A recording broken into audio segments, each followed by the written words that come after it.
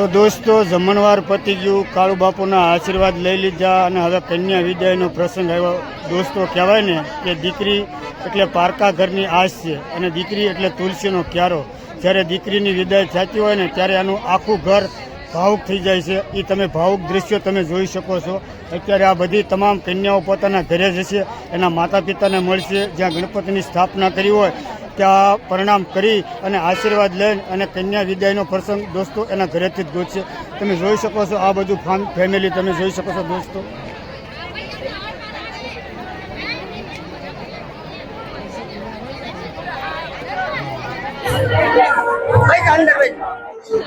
ના ના વાંધો વાંધો ના જાય.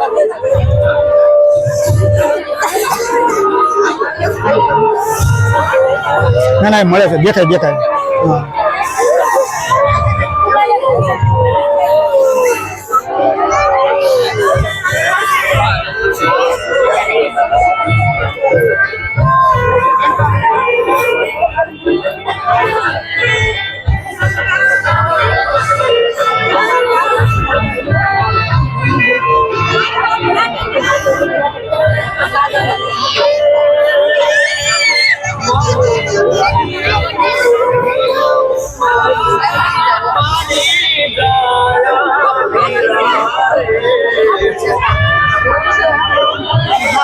હવે દેખાય દેખાય દેખાય. હવે બેનું દેખાય ને?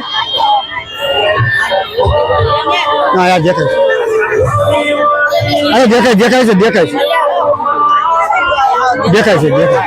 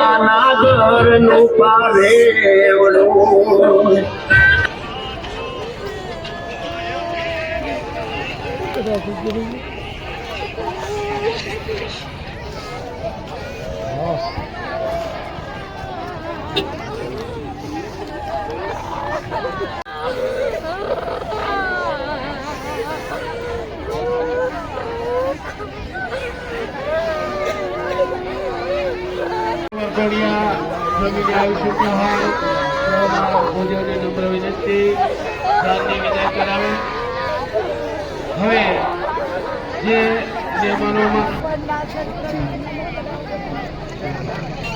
સચિન